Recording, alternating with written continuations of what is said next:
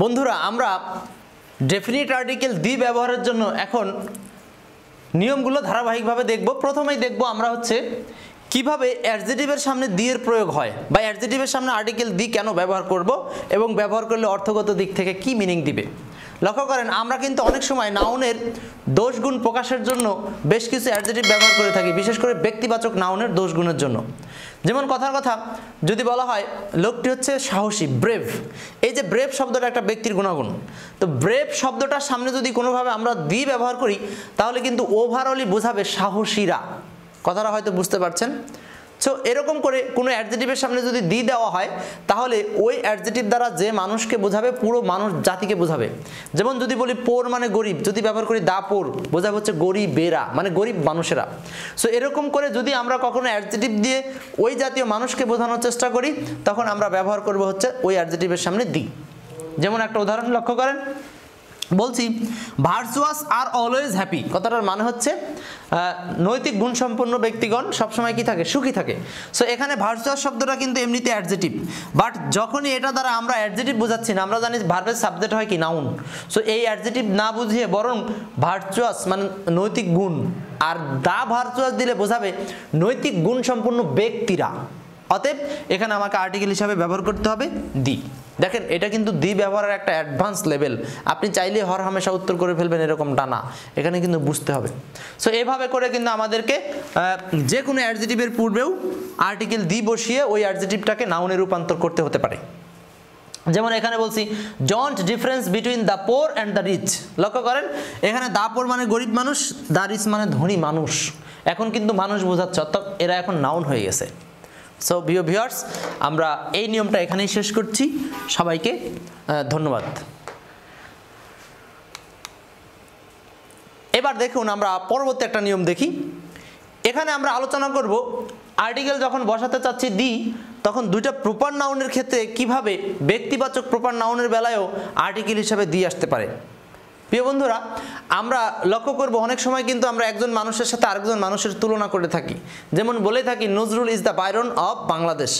খেয়াল করবেন এখানে নজরুলের সাথে বাইরনের তুলনা করা হচ্ছে, লর্ড বাইরনের, দুইজনই কবি।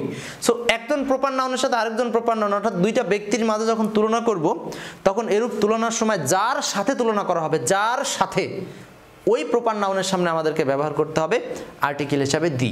উল্লেখ্য তখন কিন্তু ওই প্রপার নাউনটা আর প্রপার নাউন থাকবে না, সেটাকে আমরা কমন নাউন হিসাবে ট্রিট করব। যেমন এখানে একটা উদাহরণ আছে দেখেন, কাজী নজরুল ইজ দা হবে এখানে কেন, কারণ নজরুলের সাথে এখানে তুলনা করা হয়েছে শেলির।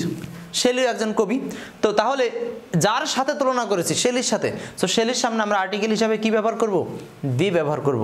সো এগুলো কিন্তু আসলে আর্টিকেল ব্যবহারের একটা অ্যাডভান্স নিয়ম কানুন। সো এইগুলো কিন্তু স্বাভাবিকভাবে পাবেন না, এগুলো যদিও নাউন অধ্যায়ের সাথে জড়িত তারপরেও যেহেতু আর্টিকেল বসাতে হয় সো এখানে আলোচনা করা হয়েছে। প্রিয় দর্শক তাহলে আমরা এখানে শিখলাম দুইটা প্রপার নাউনের মধ্যে তুলনা করতে হলে যার সাথে তুলনা করব ওই প্রপার নাউনের সামনে আমরা আর্টিকেল হিসাবে কি ব্যবহার করব, দি ব্যবহার করব নির্দিষ্ট করা অর্থে। সো এই ভিডিওটা এই পর্যন্তই, ভালো থাকবেন, টাটা। আমরা এবার আলোচনা করব আরও একটা আর্টিকেল হিসাবে দি ব্যবহারের আরও একটা অ্যাডভান্স নিয়ম। এই নিয়মের মধ্যে আমরা দেখব যে এক ধরনের নাউনকে অন্য ধরনের নাউনে রূপান্তরের ক্ষেত্রে সেখানে আর্টিকেল হিসাবে দি এর ব্যবহার। প্রিয় দর্শক সো এই নিয়মের মধ্যে আমরা একটু এই দুইটা স্ট্রাকচার পড়লেই হবে, সেটা আপনি যদি দেখেই ফেলেছেন, সেটা হলো কমন নাউনের পূর্বে যদি আর্টিকেল ইউজ করি তবে সেই কমন নাউনটা হয়ে যাবে অ্যাবস্ট্রাক্ট, এবং অ্যাবস্ট্রাক্টের পূর্বে যদি দি ব্যবহার করি তবে সেই নাউনটা হয়ে যাবে কমন।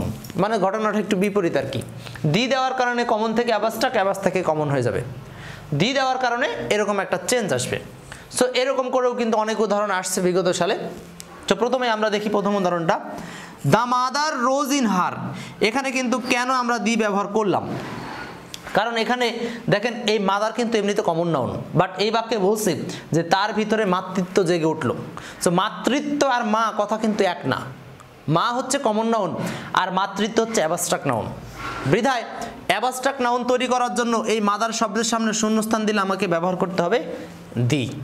এটা একটা অ্যাডভান্স সিস্টেম যার মাধ্যমে আমরা দি ব্যবহার করতে পারি।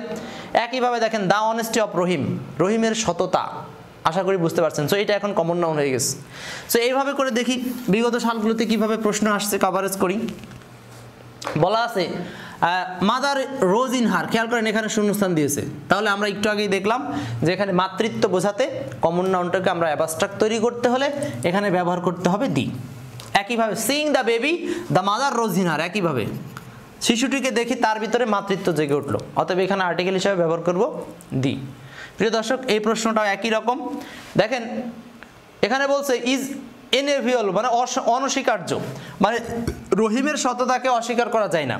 তারপরে বলছে যে check the beast in you, দেখেন এগুলো এখানে বিস্ট হচ্ছে অটোমেটিক সুপারলেটিভ ওয়ার্ড হিসাবে দি বসছে, আর এইখানে কিন্তু এই অনেস্টিকে কমন নাউন তৈরি করার জন্য এর সামনে কি ব্যবহার করতে হবে, দি ব্যবহার করতে হবে। প্রিয় দর্শক, এটাকে আরেকভাবেও চিন্তা করতে পারেন যে কার সততা নির্দিষ্ট করা আছে, রহিমের সততা, এই জন্য এরকমভাবে নির্দিষ্ট করা অর্থেও প্রিপোজিশনের আগের নাউনের সামনে আর্টিকেল ব্যবহার করা যায়। তো প্রিয় দর্শক, এভাবে আমরা যখন আর্টিকেলগুলোর ব্যবহার শিখব তখন আমাদেরকে কিন্তু রিটেন থেকে বলেন, ট্রান্সলেশনের কথা বলেন, আর এমসিকিউ পরীক্ষা বলেন, কম্প্রিহেনশন বলেন, আপনাদেরকে কিন্তু কেউ আটকাতে পারবে না।